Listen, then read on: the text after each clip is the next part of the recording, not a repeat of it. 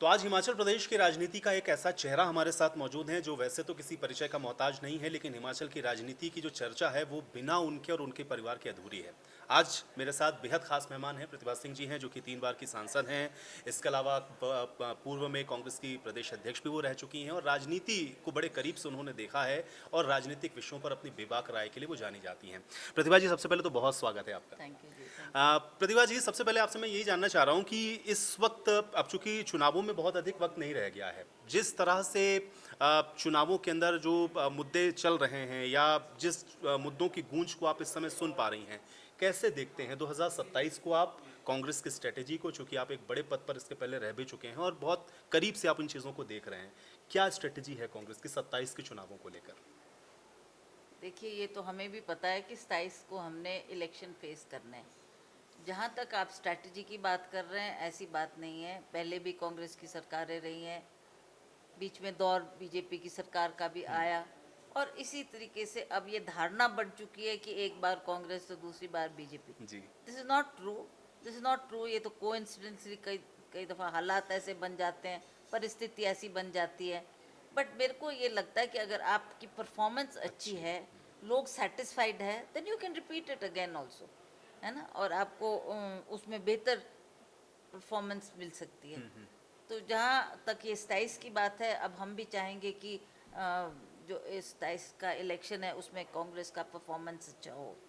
जो सरकार ने काम किए है वो हमें हर क्षेत्र तक ले जाकर उसकी आवाज़ को उठाना है, लोगों को बताना है, क्योंकि कई लोग जो दूर दराज के क्षेत्र में रहते हैं उनको इतनी जानकारी नहीं होती जी कि जी। सरकार के द्वारा क्या क्या काम किए गए।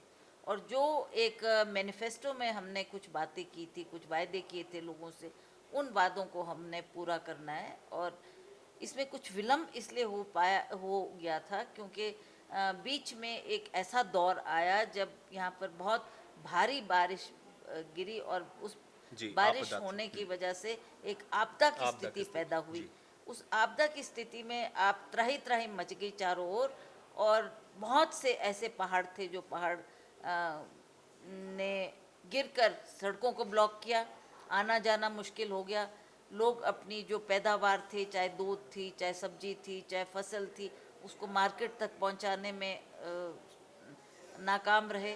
तो ये कुछ रोष था लोगों के बीच में, तो इसलिए हमारा जो पीडब्ल्यूडी का विभाग है उन्होंने इसका जिम्मा लिया, और उनका हर क्षेत्र में उन्होंने दौरा किया, वहाँ पर गए, उन्होंने मशीनरी लगाई और तुरंत उस जो ब्लॉकेजेस थी उन सड़कों की, उसको दूर करने का प्रयास किया। और मैं समझती हूँ उससे बहुत संतोष हुआ लोगों को कि नहीं जी, हमारी सरकार काम कर रही है, विभाग काम कर रहा है। जो हमने बातें इनके ध्यानार्थ ली, उसके समाधान के लिए इन्होंने विभाग को आदेश दिए, और रात दिन उसमें काम चला, जिसकी वजह से बहुत देर तक सड़कें बंद नहीं रही। अ, एक सवाल और मैं आपसे जानना चाह रहा हूँ, चूँकि राजनीतिक सवाल तो आपसे बहुत सारे किए जाते हैं। मैं इससे इतर एक चीज़ और आपसे पूछना चाह रहा हूँ। इस समय राजनीति में महिलाओं की भूमिका को लेकर के भी बहुत चर्चा है। एक हम लोगों ने देखा कि नारी शक्ति वंदन अधिनियम को लेकर के भी एक तरह की जो राजनीति थी, वो हुई। लेकिन महिलाओं की भूमिका राजनीति में आप कैसे देखते हैं? क्योंकि आप एक परिवार के साथ जुड़े हुए हैं, एक उस पूरे परिवार की एक लेगेसी है, उसको आप आगे लेकर के चल रहे हैं। उसमें महिलाओं की भूमिका को आप कैसे देखते हैं? और हिमाचल प्रदेश के अंदर भी क्या महिलाएं पॉलिटिकली आपको लगता है उस तरह से सशक्त हो पाई हैं, या वो एक्सपोजर महिलाओं को मिल रहा है, या आपका इस पर क्या मत है, क्या विजन है आपका? देखिए, मैं तो इसका बहुत बड़ा श्रेय हमारे स्वर्गीय राजीव गांधी जी को देती हूँ। उन्होंने अपने कार्यकाल में महिलाओं को आगे आने के लिए जो कदम उठाए वो बहुत ही प्रशंसनीय है, और जिसकी वजह से हमारी महिलाओं में जो एक टैलेंट है उसको उभारने का उसको मौका मिला। जी। एक दौर ऐसा था जब ज़्यादा महिलाओं को शिक्षित नहीं करते थे घर के लोग, तो एक फिर वो ज़माना आया कि नहीं, स्कूल भी बन गए, 10+2 स्कूल भी हो गए, कॉलेजेस भी खुल गए, यूनिवर्सिटियाँ खुल गई। तो उससे लड़कियों को बहुत इंकरेजमेंट मिली, और उन्होंने जाकर उच्च शिक्षा हासिल करके वो लड़कियां आगे बढ़ने का प्रयास करती रही, और अपनी अपनी फील्ड जो उनका शौक था, जी। जहाँ वो जिस फील्ड में जाना चाहती थी उसको उन्होंने अपनाया। कुछ महिलाएं ऐसी भी थी जो ग्राम क्षेत्र की प्रधान बनना चाहती थी, बीडीसी में आना चाहती थी, जिला परिषद में आना चाहती थी। तो वो महिलाएं थी जी जी। जिनको उस वक़्त राजीव गांधी जी के द्वारा जिन्होंने 50% आरक्षण महिलाओं के लिए किया था, उसमें वो महिलाएं के लिए सीटें रिजर्व हुई, रिजर्व हुई, हाँ। चाहे वो प्रधान बनी, जिला परिषद में आई, ब्लॉक समिति में आई। तो इस तरीके से महिलाओं का जब लोगों ने टैलेंट देखा, उनके काम करने का तरीका देखा कि किस डेडिकेशन से महिलाएं काम कर रही है, इससे एक नया होराइजन पैदा हुआ, नया दौर शुरू पैदा हुआ जी, जी। और महिलाओं को आगे बढ़ने का मौका मिला। और वो महिलाएं जो कभी ख्वाब में भी नहीं सोच सकती थी कि कभी वो एमएलए बनेगी या मिनिस्टर बनेगी, उन महिलाओं में भी एक आशा की किरण जगी और उन्होंने भी आके जो क्षेत्र में काम किया, बेटर परफॉर्मेंस और अच्छी परफॉर्मेंस के तहत उनको कई बार विधायक का टिकट भी मिला और वो अन्य पदों पे भी रही। इस बात की हमें खुशी है। और अब तो जैसे जैसे समय बीतता जा रहा है, अब तो काफ़ी प्रतिशत महिलाएं इसमें आना चाहती है और बेहतर काम कर रही हैं, उनको आगे मौका मिले और वो भी अच्छा परफॉर्म करके अपना कंट्रीब्यूशन हिमाचल प्रदेश को दे, ऐसा हम चाहते हैं। लेकिन प्रतिभा जी, आपका अपना खुद का व्यक्तिगत अनुभव क्या कहता है? महिलाओं की राजनीति में भूमिका या आपका जो अभी तक का जो सफ़र रहा है, उसको आप कैसे देखती हैं? और ऐसी महिलाएं जो आपको सुन रही हैं, जो राजनीति में आना चाहती हैं, उनको आप क्या कहना चाहेंगे? देखिए, जहाँ तक मेरी व्यक्तिगत बात है, मैं तो खैर उस दौर से नहीं गुजरी। ये तो जब इलेक्शन का वक्त आया, मैंने अभी भी इस बात को इसका जिक्र किया कि जब एमपी का इलेक्शन लड़ना था जी। तो एक कमी महसूस हुई कि हमारे पास कोई लीडर नहीं है। और जितने भी लीडर थे उनको, और ये एक बहुत बड़ा हलका होता है जिसमें एमपी के हलके जी, में 17 लोकसभा। जी, कॉन्स्टिट्यूंसीज लोकसभा आती है। बहुत बड़ा क्षेत्र। 17 कॉन्स्टिट्यूंसीज है, इसमें दुर्गम क्षेत्र है, पांगी भरमौर है, लाहौल स्पीति है, किन्नौर है। जी, जी। ऐसे दुर्गम क्षेत्रों को भी ये मंडी पार्लियामेंट्री हलके में आता है। तो जी। यहाँ के जितने भी लीडर लोग थे, सबसे आग्रह किया गया कि आप आओ फोर फ्रंट में, आपको हम टिकट देते हैं, आप इलेक्शन लड़ो। पर किन्हीं कारणवश सभी ने मना किया कि नहीं, हम इच्छुक नहीं है, ना हम लड़ सकते और ना हम लड़ना चाहते। तो जब ये एक कमी महसूस हुई तो बहुत दबाव पड़ा पार्टी की तरफ से भी और पब्लिक की तरफ से भी माननीय वीरभद्र सिंह जी जी। पर। वो खुद तो लड़ नहीं सकते थे बिकॉज उस टाइम आई थिंक वो हिमाचल सीएम बन चुके थे। तो उन्होंने उनको कहा कि फिर क्या ऑल्टरनेटिव है, अगर आप नहीं होंगे तो कम से कम आपका कोई प्रतिनिधि हो। तो उन्होंने कहा मैं तो सबको बोल रहा हूँ कि आप आओ और इलेक्शन लड़ो, बट एवरीबडी इज रिफ्यूज। तो हालात ऐसे बने कि सभी ने कहा कि अगर आप परिवार से अपनी धर्मपत्नी को दे देते हैं तो मे भी आपके नाम पर वो जीत जाएं और वो अच्छी वोटों से जीत सकती हैं।